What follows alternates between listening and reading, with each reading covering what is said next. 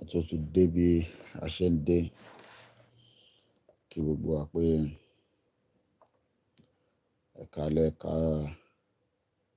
kó bójú ọjọ́ ṣe rí ní ibi tá a bá wà. Ọlọ́run ọba Elédùmarè kò ní fi wá sílẹ̀. Ọ̀pọ̀lọpọ̀ wa tí à ń sọ fún Ọlọ́run pé kí ó fi ìṣọ́ ẹ̀ máa ṣọ́ wa torí pé who is going to help Nigeria during this very difficult time?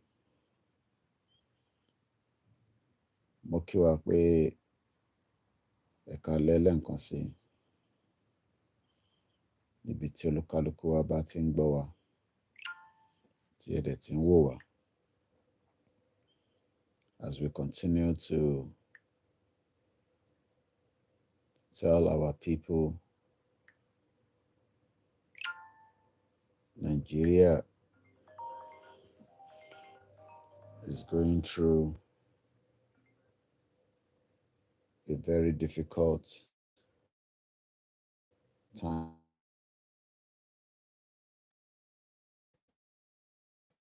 Yoruba nation,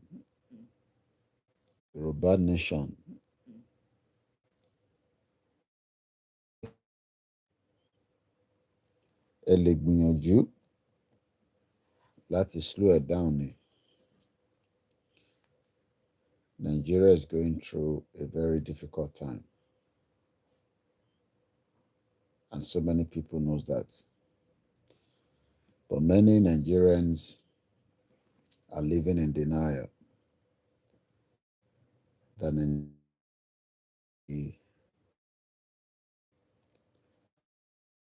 who is going to help Nigeria? Ta ló máa ran Nigeria lọ́wọ́? Especially with all the situation present in the country. And we will continue to advise as many Nigerians, especially àwọn èèyàn wa, ta ló máa ràn yín lọ́wọ́ kò dẹ̀ tí tán nílẹ̀. Àwa dẹ̀ ń sọ ní gbogbo ìgbà fáwọn èèyàn wa pé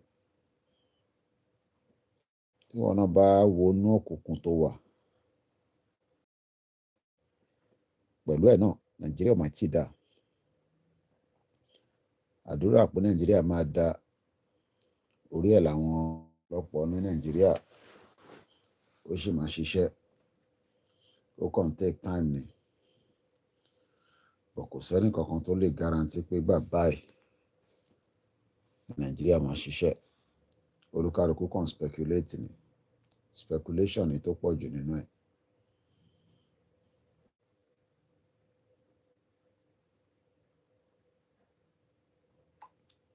Olúkálùkù máa mọ what is next to do.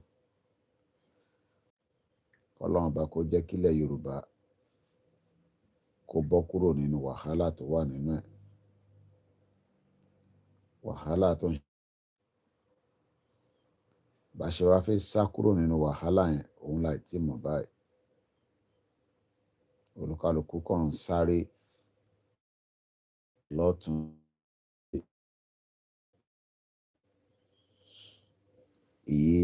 Iṣẹ́ kò sí nínú Nàìjíríà. Inú òkùnkùn everybody wà. Ẹ rí pé inú òkùnkùn òun náà ni broadcast bí ọ̀rọ̀ Nàìjíríà ṣe rí nìyẹn. Inú òkùnkùn ni gbogbo èèyàn wà. Nígbà tí wọ́n provide gbogbo tó tọ́ tó yẹ kó provide. A dẹ̀ ń sọ lójoojúmọ́ fáwọn èèyàn pé ìjọ́ wo la fi ṣe gbogbo eléyìí dà. Wọ́n ní ká lọ ṣe sùúrù pé Nàìjíríà ṣì máa ṣiṣẹ́. But gbogbo wa mọ̀ pé kò lè ṣiṣẹ́. Èyí farm kò jẹ́ kẹ́ lọ, wọ́n ti destroy ẹ̀. But bó pẹ́ bóyá everybody go chop breakfast òun ọ̀rọ̀ tó ń bẹ nílẹ̀ ìgbà tó lókàlùkù máa jẹ tiẹ̀ òun ló yàtọ̀. Niger àwọn ti takú báyìí bí fani Ìgbò. Niger ti sọ pé àwọn ò ní já àwọn ò ní back down nípa ọ̀rọ̀ tó ń bẹ nílẹ̀.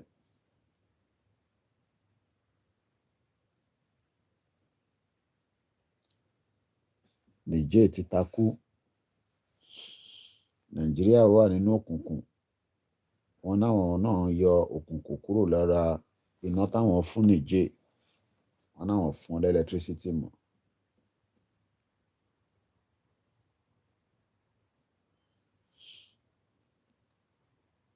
Bọ́lá Tinubu ò tí mọ̀ tó ń bọ̀.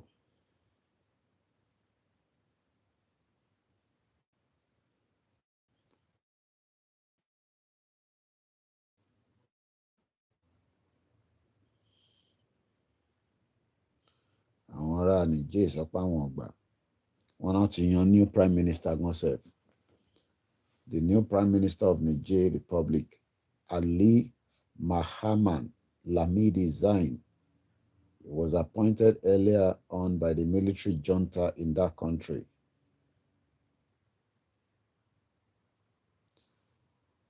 Shortly after his acceptance, Nigerian Bola Tinubu slammed Niger with a new round of sanctions ahead of the Ecowas meeting tó ń bọ̀. Kí la rò pé gbogbo ọ̀rọ̀ tó wà nílẹ̀ báwo ló ṣe fẹ́ yanjú ẹ̀ báyìí?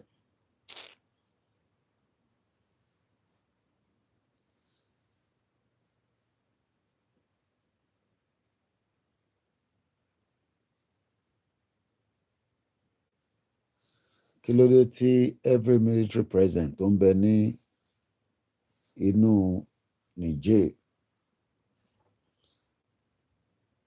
bí a ti ṣe gbọ́, àwọn France ní between 1,000 and 1,500 troops nínú Niger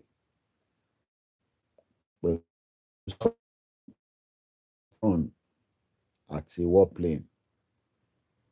America ní 1,100 troops, wọ́n dẹ̀ ní drone base ìyẹn tó kọ́ ní 2019. Germany ní 40 to 60 soldiers. Kí ni gbogbo wọn ń ṣe ní Niger tí security yẹn wá pọ̀ tó yìí? Mo kí ẹ gbogbo ẹ̀yin tẹ́ wà lórí ètò.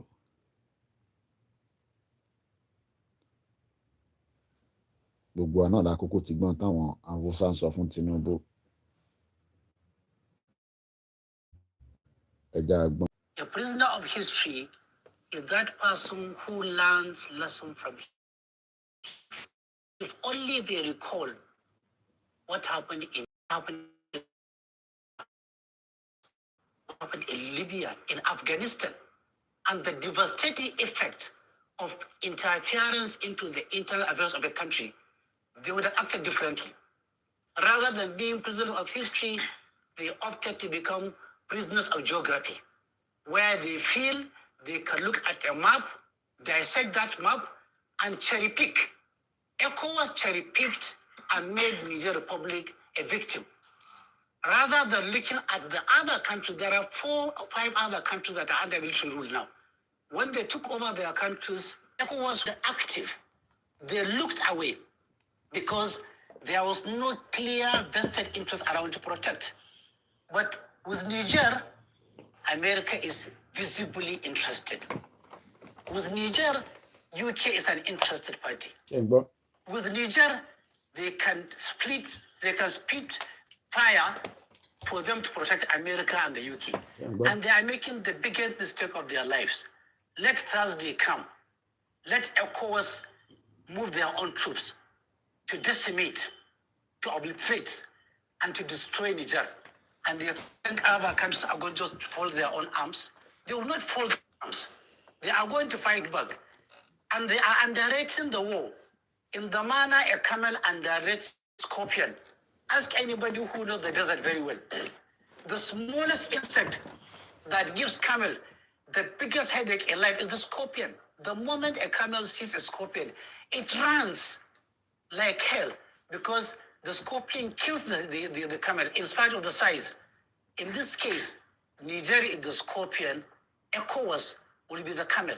It will just be a matter of days and time. In international politics, you don't cherry pick what you want to destroy. You don't cherry pick. They are cherry picking on Niger. And it is an unavoidable blunder. Here is a country, Nigeria, that has multitudinal, multidimensional, endless social, political, economic, and all other problems remaining unsolved, still counting. People are living in abject poverty. You don't even have money to pay arrears, no money for infrastructure, no money for this, no money, and you think you have money to lead a war because other countries in ECOWAS don't have the money.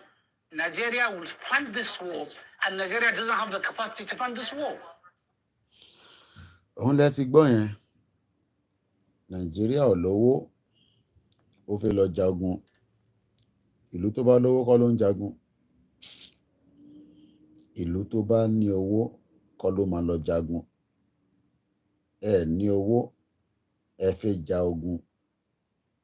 Ó dà pé Nàìjíríà ò tí mọ bó ṣe ń lọ. Owó rẹ̀ ẹ̀ tí san fún àwọn ṣíṣà. Ẹ sanwó fáwọn lecturer. Ẹ sanwó fáwọn workers. Ọ̀rọ̀ ogun lẹ gbé kalẹ̀. Ẹ fẹ́ lọ jagun. I dey laugh o. I dey laugh.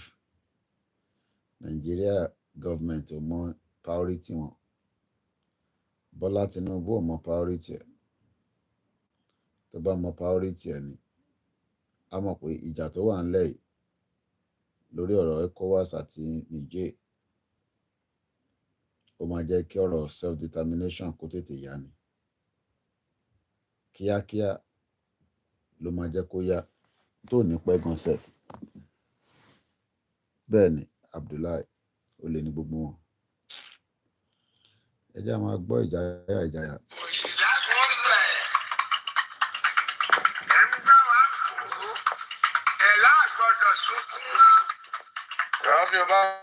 Yoruba nation. Ẹ̀nà wá kùn mà. Ẹ̀nà máa wí kankan. Ṣé yóò tí ì jẹ́ yín tó ni? Nàìjíríà. Ẹ sì gbé amásùnkún wá. Ọkọ̀ òṣìdákùn sẹ̀. Onímọ́tò lè gún mọ́tò mọ́. Oníṣẹ́ ò lè lọ. Civilian government tó fún yín nìyẹn o láti 1999 rìfáàsì láàrin bí ọkọ̀ tó ń fẹ̀yìn rìn Nàìjíríà. We want Yoruba nation, we want Yoruba nation. Nàìjíríà. Ẹ sì ń gbé amásùnkún wá, ọkọ̀ òṣìdákùn sẹ̀. Ẹ ń pawọ́ everyday ní ẹ̀dẹ̀ ní ká má sunkún mọ́, àwọn ò fẹ́ politician mọ́. Politicians are fools. Politicians are puppets. Politicians are illiterate. Politicians are rogue. Politicians are fraudsters. Politicians are drug barons. Politicians are people of non-entity. But politicians are people that don't have the brain to run the nation. We want the military. It's only military can take the lead. And Nigerians will follow like other nations in Africa. Because when we rise up, they will call the military. We want the military now. Every good thing, every infrastructure, every better thing in Nigeria was done by military. All these politicians, they only do the road. They go to their girlfriend. They go to their offices. They go to their house. They are using electric power. All governors have electricity in their home. They don't feel our pain. Electricity. But through the military, we always have electricity. Through the military, we have better schools. Through the military, we have better hospitals. Through the military, we have better roads.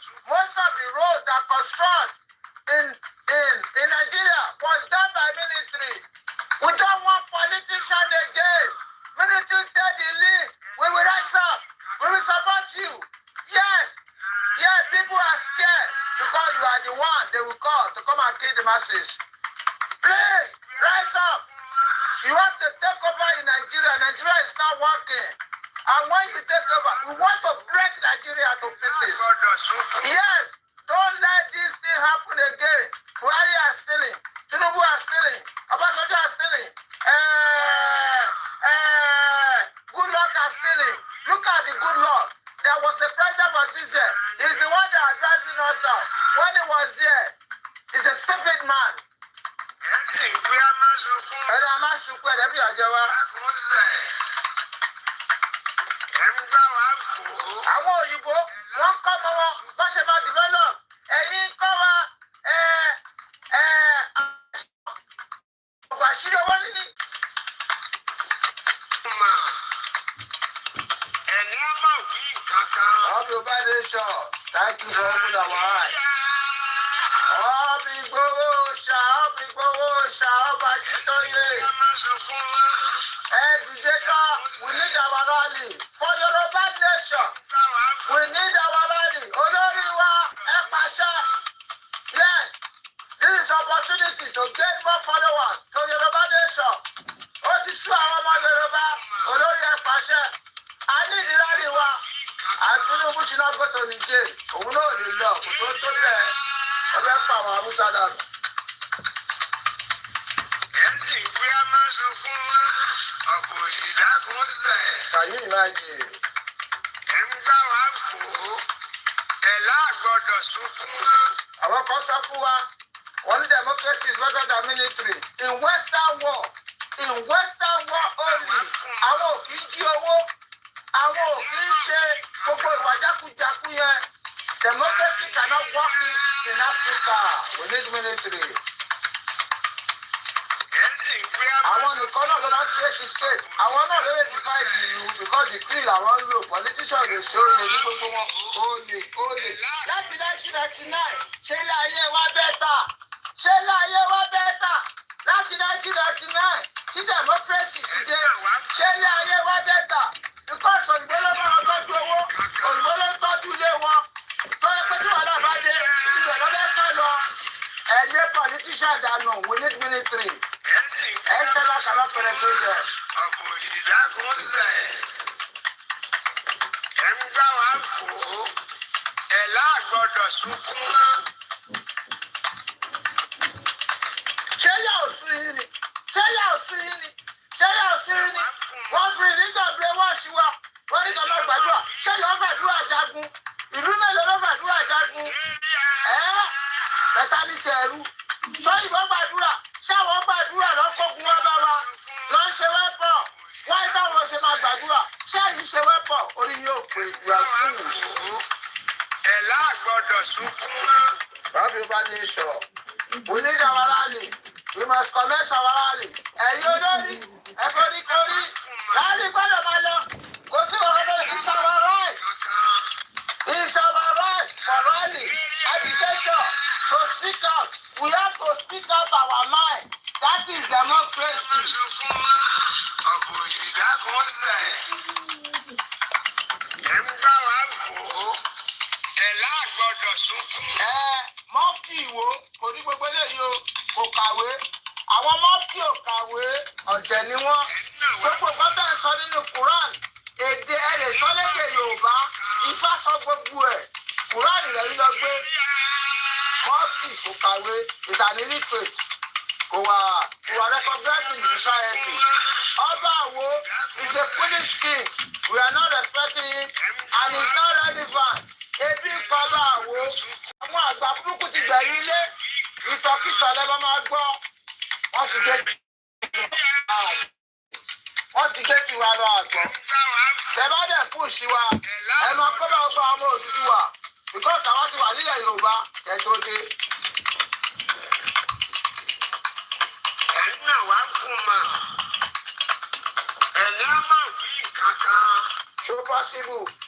Ṣé ìyọ̀kọ́ ni wá? Ẹ̀sìn ìwé a máa sunkún wá. Ọ̀pọ̀ ìdákùn sẹ̀. Ìwọ tó gbọ́ ṣọ́ọ̀nì wake up sí. Ìwọ tó ti gbọ́ ṣọ́ọ̀nì gbọ́ sí. We need military so we can come out. Ẹ Gbogbo yìí ti wà fẹ́ dọ̀. Gbogbo yìí ti build. Annoyance.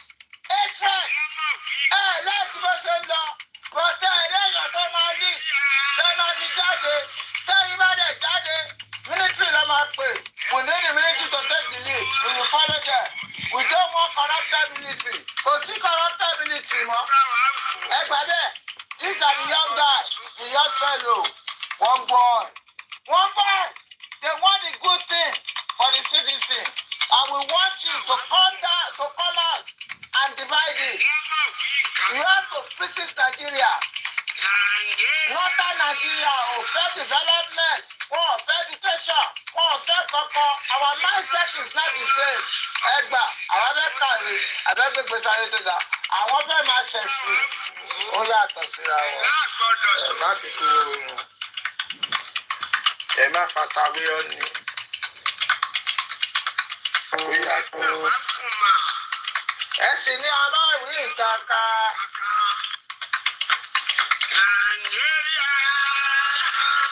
Military government in Nigeria, you are welcome.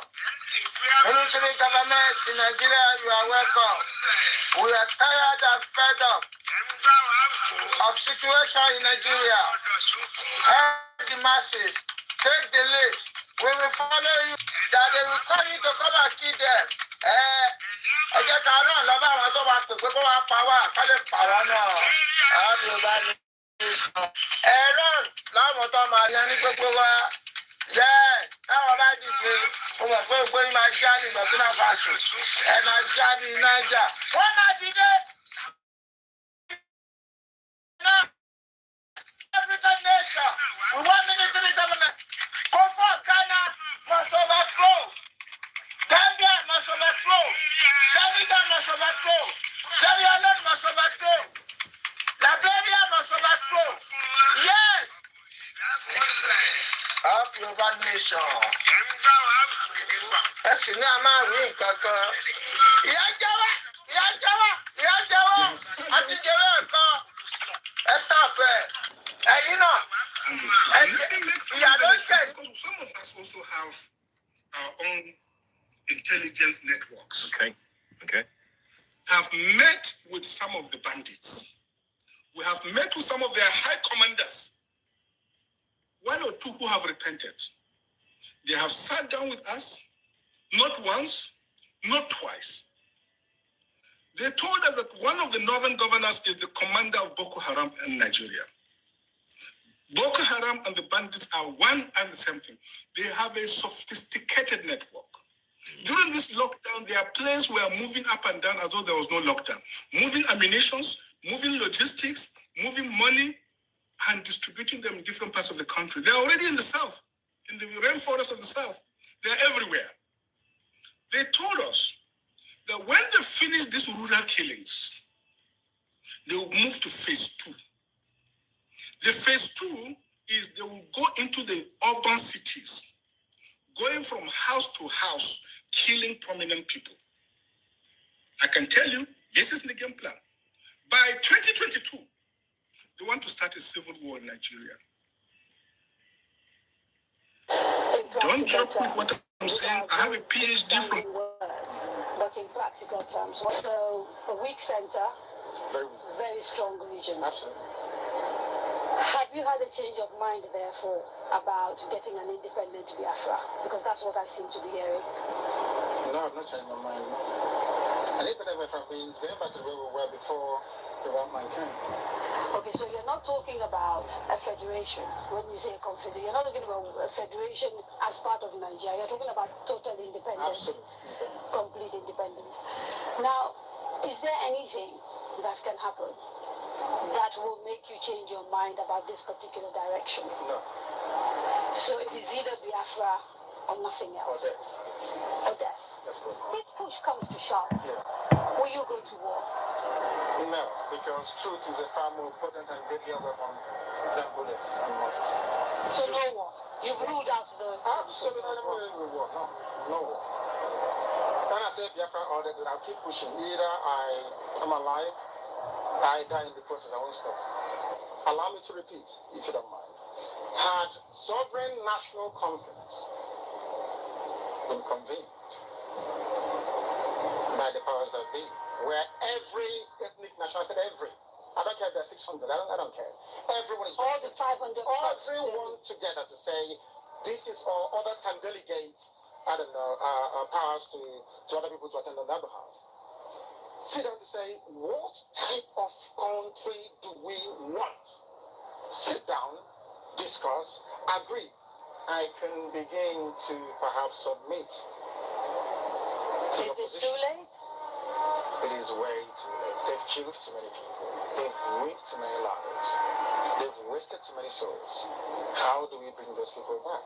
If the federal government, given it is time to actually address all these issues, and they begin to systematically address some of these issues, would you change your mind? No, because of the deceptions of the past. No trust. No trust. Aburi was there, was negotiated. Nothing happened. 1968, I recall. And the confab report, what became of it? How about the 3 R's? Reconciliation, reconstruction, and heaven knows what else. What became of them? Nothing. Calabar Seaport is not working. Can you tell me why it's not working? It's a seaport. Used by the colonial masters. Why is it not working today? How about Iguacha Seaport? Why is it not being used? Well, why not worry? Why must we allow only Lagos to function as a viable seaport? In England, where I used to live, you had Liverpool, you had the Sonage, Portsmouth, Southampton, everywhere. You had harbors and so why must you have only one? I've heard people say these are very valid arguments, and that these are things that are to do with bad governance. So the average Biafran, to use your phrase, or Igbo man in the Igbo, is facing poverty much in the same way that the average guy in Yobe State is facing poverty. And so these are issues of governance. You don't agree with that? I agree completely. Okay.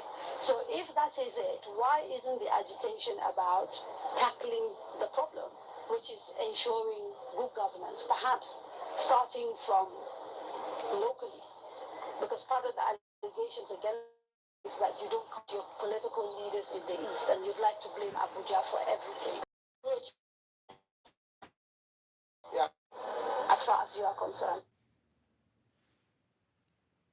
The first port of call is to take down that constitution so that we can remove that power of a monopoly over guns from those who have seized it. Those who are talking about Oduduwa Republic and Biafra Republic, if that constitution is not taken down, you are criminalized for even saying so. You can be killed on sight. You can be shot at sight for saying you are fed up. And I don't know who they think they are threatening with all the kind of nasty things we hear coming out of Abuja. But I don't blame them, because they've taken it for granted that Nigerian youths are lazy. They've taken it for granted that people are going to be terrified by the fact that they are coming with guns. If anybody wants to understand the gravity of this question around the Constitution, you go to the preamble of that Constitution. I want the lawyers in the land to listen carefully. The senior advocates, the professors of law. The preamble to the Constitution begins with we, the people of Nigeria, having firmly resolved to live in unity as one indivisible country. That's how it begins. It means we, the Yoruba, we, the Ijo, we, the Ogoni, we, the Tiv, we, the Biram, we have solemnly resolved, we have discussed to submit our lands and our people into this union called Nigeria as one indivisible entity. Then it comes at the closing line on that same preamble to say, do hereby enact, make, and give unto ourselves the following constitution. That is, having agreed to be in this union, we have now made this constitution. Those are the two.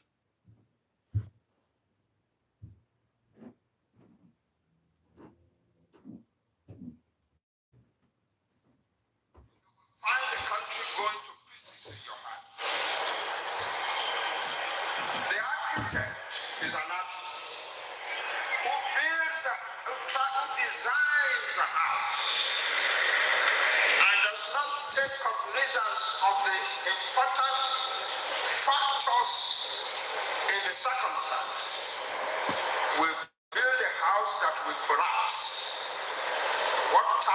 soil do you have? What type of material is available? What type of workmen do you have? What type of technology do you have to get things together? If you do not put together as an architect, you will put together a house that will collapse.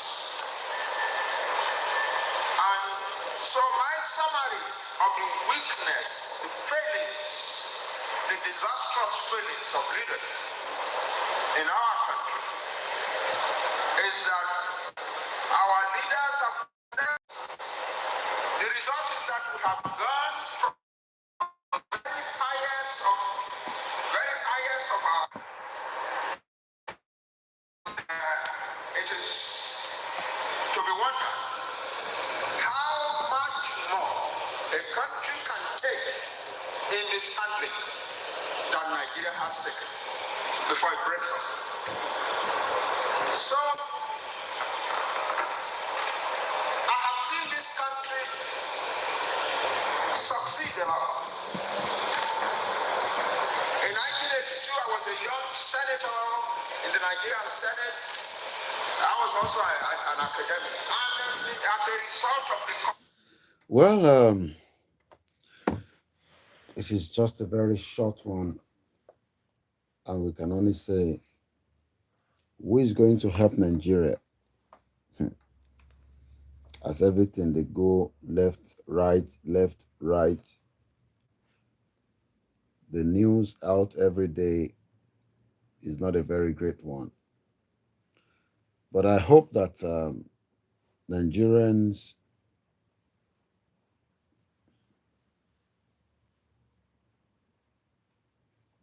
will eventually gbọ́ ọ̀rọ̀ tá à ń sọ pé àwa ọmọ Yorùbá là ń jẹyà tó jù nínú gbogbo tó wà nílẹ̀ nísìn. Àwa gangan ni à ń fara gbá èyí tó jù níbẹ̀.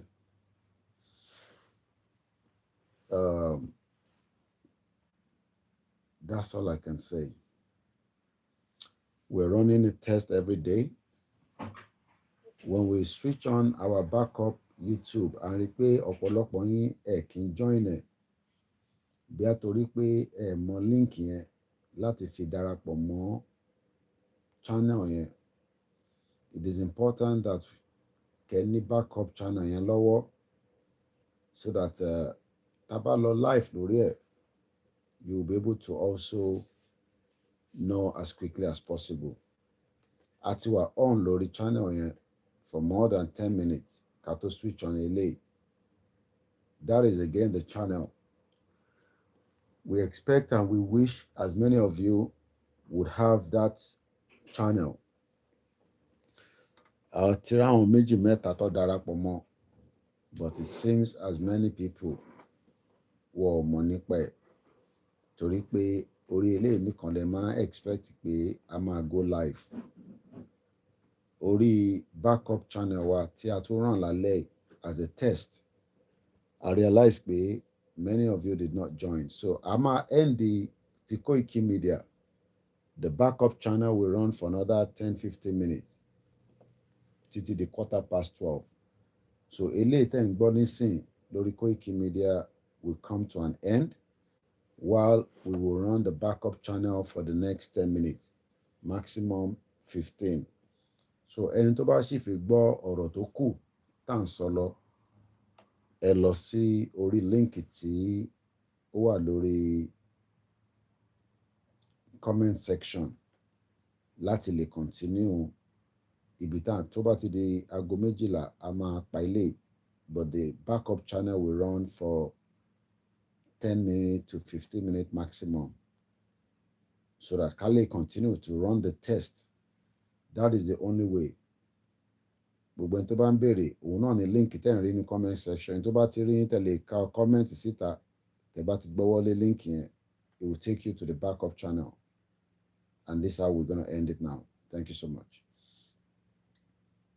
So fún àwa tó kù tí a ṣì ń gbọ́ ọ̀rọ̀ yẹn lọ, mo kí gbogbo wa lẹ́ẹ̀kan sí pé Ọlọ́run ọba Elédùmarè kò ní jẹ́ kó sú wa, kò dẹ̀ ní rẹ̀ wá. Mo kí ẹ̀yin tẹ́ ń gbọ́ wa lórí the mixlr, bẹ́ẹ̀ ni mo kí gbogbo àwọn tó kù náà.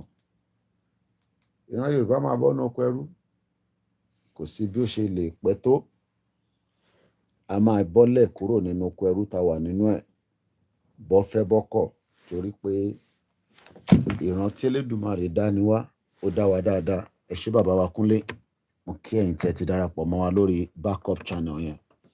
It is important that we have it, especially as we are working hard to make sure pé gbogbo ibi táwọn èèyàn bá ti ń gbọ́ wa, we want to be keeping it live. Ìyẹn la ṣe ń test ẹ̀ ní gbogbo ìgbà, so that ká kọ̀ mọ̀ bóyá ó ń ṣiṣẹ́ kò ṣiṣẹ́, ká dẹ̀ mọ̀ bí àwọn èèyàn máa respond. Èèyàn difficult láti pick information, and that is why we are working day and night. Mo kí bàbá wa Àyànfẹ́ Ibrahim, Netech Electrical, thank you so much. We appreciate those of you that switch into the channel. Ẹ rí i pé 48 minutes láti lò lórí eléyìí, while the other one was 20 minutes, because at a run eléyìí more than 20 minutes ká tó switch on Koiki Media. Though the camera is switched off, but at least ẹ̀ ń gbọ́ nǹkan tá à ń sọ, torí pé orí phone ni mo ti ń stream, so the camera is off. Ìyẹn lẹ ṣe rí ní gbogbo ṣe wà kind of pitch dark. Bó ṣe dark yẹn náà ni ká máa ronú sí Nàìjíríà, bọ́rọ̀ Nàìjíríà ṣe rí nìyẹn o. Èmi náà ń wo lórí screen mi níwájú mi nísìn, ká máa imagine pé inú òkùnkùn báyìí làwọn èèyàn wá wà. So gbogbo ẹ̀yin tẹ́ ń wọlé tẹ́ máa wonder pé gbogbo ẹ̀ ṣe wá dúdú báyìí, bọ́rọ̀ Nàìjíríà ṣe rí nìyẹn. Ọ̀rọ̀ Nàìjíríà ni ó máa ń dúdú wokowoko, torí pé ọ̀pọ̀lọpọ̀ Nigerians wọ́n expect pé wọ́n ní after the tunnel, àbí báwo ló ṣe máa ń sọ òwe yẹn. So many Nigerians are still in denial pé great thing is coming. Àbọ̀rọ̀ mi yẹn nísìn, nítorí pé expectation wọn ni pé nǹkan ṣì máa yàtọ̀, ó dẹ̀ máa change. Àwa tá dẹ̀ ń wò pé inú òkùnkùn tẹ́ wà yìí kò sí ìmọ́lẹ̀ kankan nínú ẹ̀ mọ́, ìmọ́lẹ̀ tó wà nínú ẹ̀ wọ́n ti yọ kúrò, and that's why táwa ṣe ń sọ pé inú òkùnkùn yìí láti wà for 63 years tó ti parọ́ fún wa títí tó ń sọ fún wa pé ó máa ṣiṣẹ́. Inú òkùnkùn yìí mà làwọn èèyàn wá ṣì wà. Òkùnkùn tẹ́ ń rí inú ẹ̀ làwọn èèyàn wá wà for 63 years. Ìlú wo nìyàn fẹ́ wà nínú ẹ̀ fún 63 years nínú òkùnkùn? Àwa wí tán, president yín Bọ́lá Tinubu ó lóun disconnect electricity ní Niger. Nígbà tó ti wá disconnect electricity yẹn, ẹ ṣe bẹ̀ pé kó bá yín kó gbé nínú electricity Niger yẹn kó dá padà sí Nàìjíríà nísìn. They can't do that, torí pé irọ́ ló ń pa fún yín. It's all lies, lies upon lies for the last 63 years. 63 years ni ẹ ti wà nínú darkness. A tún máa run test yẹn náà láti fi sọ fáwọn tó wà lórí Facebook, because àtàn Facebook yẹn náà, especially Facebook is playing off in the last almost a year now. So bí a díẹ̀, we will eventually stop transmitting on Facebook, but for now, until we tell people to have the two channel, which is the Koiki Media and the WD76 Media, which is the backup media. Nítorí pé inú òkùnkùn tẹ́ ń rí, inú ẹ̀ náà la wà láti àwọn èèyàn wá fi wà nínú òkùnkùn. Ẹ má bínú, internet yẹn ló ń fluctuate. Ẹ darapọ̀ mọ́ wa lórí Facebook, a ti wà live láti more than 40. channel wa tí a ní tá ń pè ní YouTube. Facebook is not giving us a better ìyá lálùbáríkà gbogbo Canada ṣàlàáfíà lẹ́wà mo fi dárúkọ yín ni o bá dárúkọ yín nísìn àwọn èèyàn ọmọ màá wá yín lẹ́yìn kò ní bàjẹ́ fún yín màmá dáadáa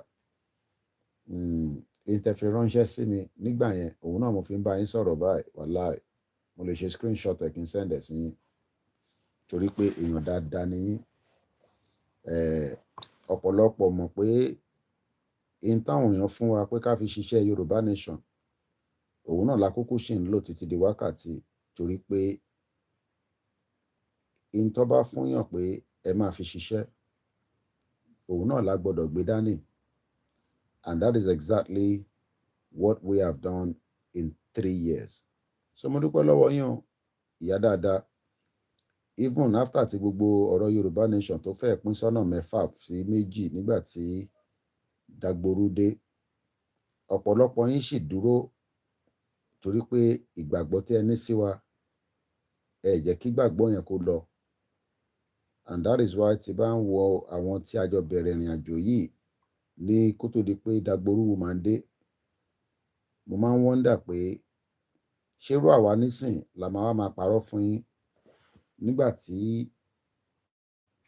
years nísìn ẹ̀yin lẹ fi ránṣẹ́ sí wa bẹ́ẹ̀ ṣe fi ránṣẹ́ yẹn èmi náà ń lò ní lílò tí ó jẹ́ ká lò sí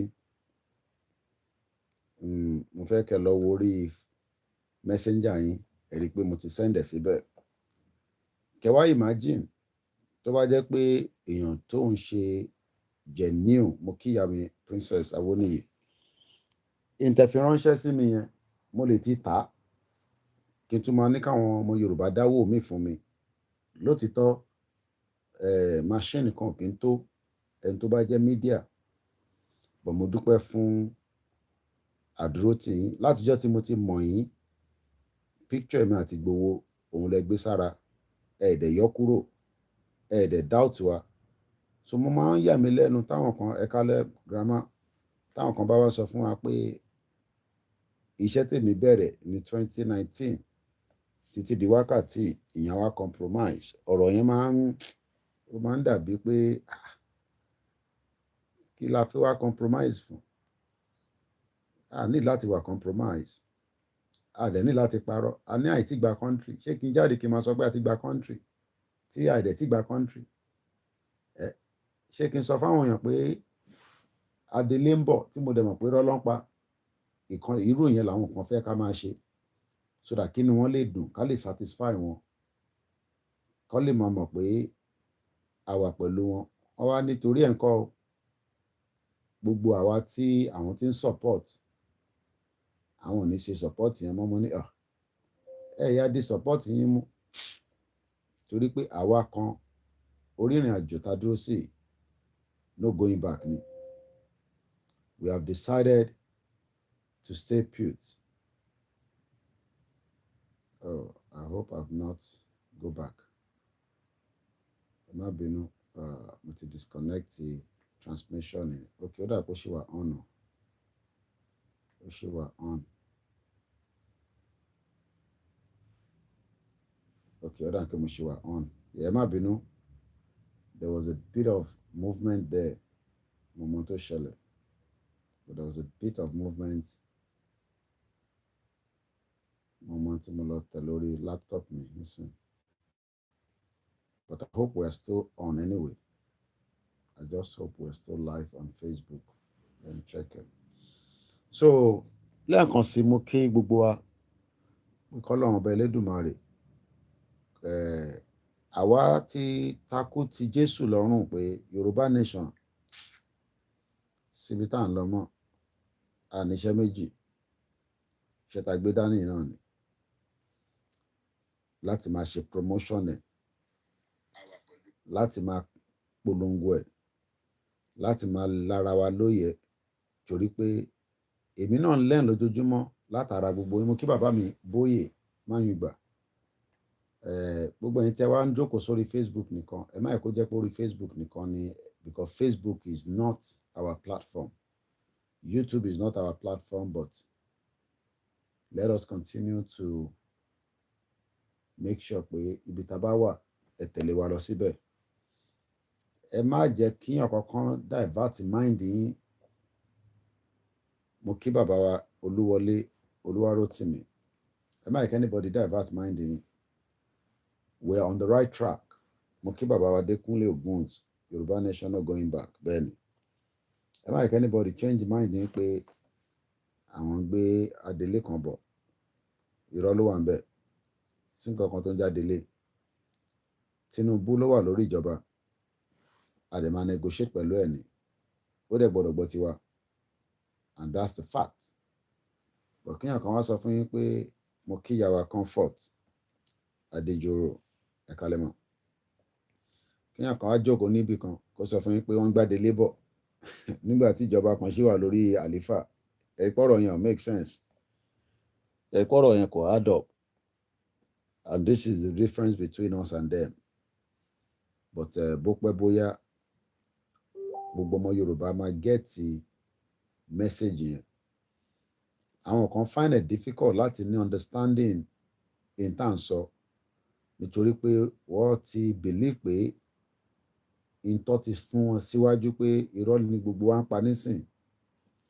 But in the long run, ẹni tó ń parọ́ àtẹni tó ń sọ̀tọ̀ àkókò mọ̀. Video yẹn ti lọ end.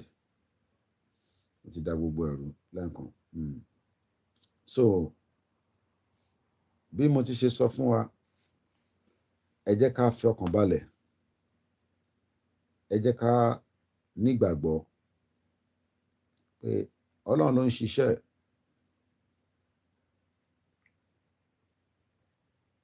Ọlọ́run ọba tó ń ṣiṣẹ́ kò kúrò níbi tó wà. And he's still with us. And like I said, pẹ̀lú lórí program yìí mo kàn ń ṣe test lé lórí ni as I'm continue to run lẹ́ǹkọ̀ọ̀kan lórí backup channel wa. So that káwọn tí